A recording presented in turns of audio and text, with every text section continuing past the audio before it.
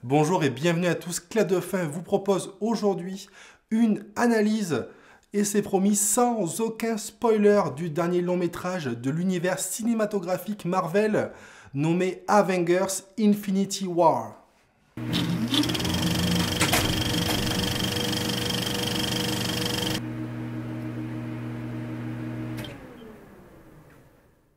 Une deuxième vidéo est bien sûr en préparation et dans laquelle je reviendrai pour une critique et bien sûr une analyse 100% spoiler de l'intégralité du film et son lot de théories pour la suite bien sûr.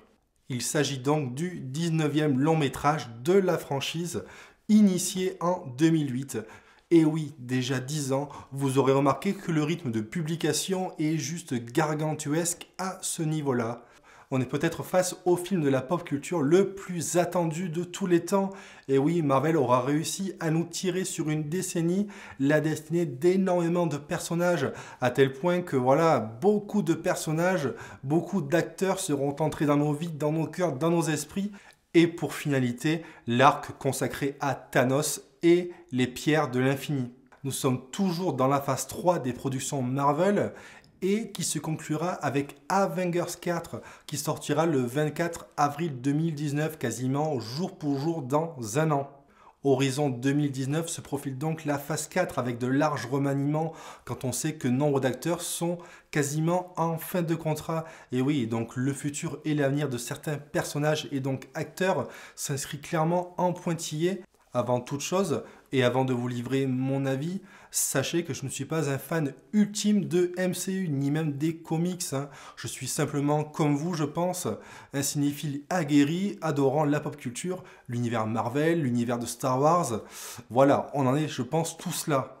Et donc, excepté Ant-Man que je n'ai pas vu, mon regard sur la franchise MCU est que les films sont tous vraiment très inégaux, voire trop inégaux entre eux, avec de nombreuses déceptions et de trop rares réussites. La preuve en est sur ces 6 derniers mois qui nous ont offert, à mon humble avis, un Thor Ragnarok enlisé dans un surplus d'autodérision et vraiment mais indigeste. Et pour contrebalancer, un solide et mature Black Panther qui a fait un carton mondial. Anthony et Joe Russo, les réals de cet opus, demeuraient pour moi le choix logique. J'avais vraiment apprécié leurs pattes dans le dernier Captain America Civil War qui était vraiment difficile à exécuter avec une vraie fracture chez les Avengers et donc créer un contexte, une animosité de cette acabit n'était vraiment pas chose aisée et cela avait été rondement accompli en mon sens bien sûr, et donc naturellement je les attendais clairement au tournant pour cet opus, sachant en plus que ils avaient lors de Civil War réussi à rassembler voilà, quelques super-héros, donc cette expérience-là, à mon avis, ça ne pouvait que bonifier cet ultime opus. Bref, il est temps de rentrer au cœur de cette Avengers 3 et bien sûr d'évoquer les questionnements les plus importants qui, je pense, nous avions tous avant la vision de ce film. Tout d'abord, l'emplacement de la fameuse pierre de l'âme, ce qui a alimenté énormément la toile ces derniers mois avec énormément de théories plus ou moins farfelues. Comment va se passer l'incorporation des petits nouveaux, Strange, les gardiens? Le film s'appelant bien Avengers, et pourtant les Avengers sont justement depuis Civil War dissous, séparés. Il y a une vraie fracture. Donc voilà, comment cela va-t-il influencer nos personnages et la narration de notre film? Et surtout, pour finir, Thanos qui nous est présenté comme un super vilain, sociopathe et qui est clairement à l'origine, entre autres, des troubles perçus dans le premier Avengers et dans les Gardiens de la Galaxie volume 1. Qui est-il et quelles sont ses motivations? Et malgré une seule et unique lecture, voilà, je pense que mon avis global et ma vision de l'œuvre dans sa globalité est pour l'instant, on va dire, un petit peu flou, que ça s'affinera un petit peu avec le temps, petit à petit, lors des prochains visionnages, mais je préfère vous l'annoncer d'emblée, pas de faux suspense, le film est clairement une réussite, et il est vraiment à des années-lumière et des errances du deuxième opus, l'ère d'Ultron, et peut-être que cela est intimement lié au travail vraiment approfondi effectué sur l'antagoniste principal Thanos. Et oui, parce que là, on parle quand même d'un blockbuster américain, Marvel. Et oui, en plus, un film d'action à outrance. Et pourtant, un vrai développement sera accordé à ce personnage. Le super vilain, je pense, le plus développé dans l'univers Marvel à ce jour, à travers ses nuances, ses motivations, son background. Et oui, il est vraiment très loin de l'idée que je m'en faisais à travers ses rares et brèves apparitions, à travers les différents films de la franchise.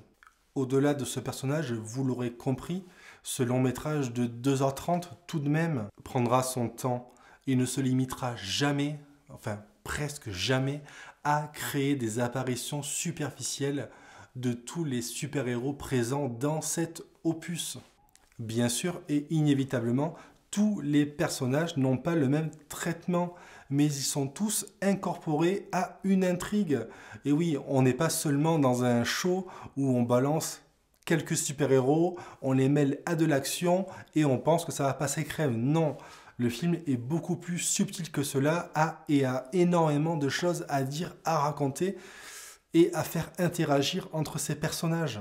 Et même si je n'ai vu le film qu'une seule fois, j'ai vraiment senti une grande cohérence dans la narration, avec des scènes particulièrement longues. Et ce n'est non pas les personnages qui servent la narration, mais bel et bien la narration qui sert nos personnages. Cette narration et le scénario nous emmènera à voyager sur différentes planètes, viendra à intégrer les petits nouveaux que sont les Gardiens de la Galaxie et le Docteur Strange. Et emmènera inévitablement, et comme vous vous en doutez, des situations vraiment cocasses, drôles, avec des vannes, des moqueries et des petits pics assassins pleins d'ironie entre nos différents personnages et dans leurs différentes interactions. La touche humoristique est rondement menée par les Gardiens de la Galaxie qui font clairement étalage de leur liberté d'esprit dans cet univers. Et oui, un merci particulier à Mantis et à Drax pour tous ces petits moments. Et bien sûr, certains pourront trouver cela déconcertant, mais le récit est clairement rythmé par Thanos, le personnage principal, dans sa quête de pouvoir et la recherche des pierres d'infini. Le dosage de l'humour reste subjectif. Est-ce que cela enlève de la tension émotionnelle ? Oui. Est-ce que cela est un défaut ? Oui. Est-ce que cela désamorce des situations dramatiques ? Oui. Est-ce que cela gêne pour l'intégralité du récit ? J'ai envie de dire que chacun verra. Chacun verra. Voilà, ne boudons pas notre plaisir. La vérité, c'est que l'on sent vraiment toute l'expérience et l'aboutissement de cette décennie, de ces 10 ans de travail qui ont conduit jusqu'à cet opus. Et oui, j'ai passé 2h30 accroché à mon siège. Et ce, dès le superbe générique 3D, on passe par toutes les émotions avec un film mêlant habilement action, humour, suspense et tragique, dramaturgie pour une fois. Voilà, foncez au cinéma, il est clair que c'est le Marvel le plus abouti à ce jour avant sa propre suite. J'ai essayé de rester le plus superficiel possible. Je sais que certains craignent vraiment d'être spoilés sur l'histoire. Je pense que cela a été plutôt bien accompli dans cette vidéo. Pour d'autres qui sont plus avares en information, j'en suis désolé. Mais dans le doute, privilégions la découverte, votre découverte.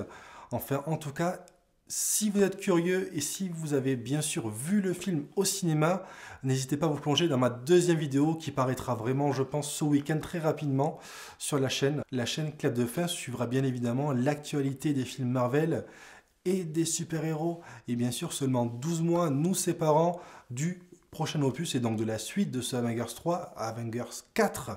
Et oui, je pense que la chaîne va être beaucoup alimentée en contenu et vidéos qui iront en ce sens, bien sûr. Donc, avis aux amateurs, si ce n'est pas déjà le cas, abonnez-vous à la chaîne. Je vous dis à très vite sur Clap de Fin. Restez connectés, prenez soin de vous. Salut!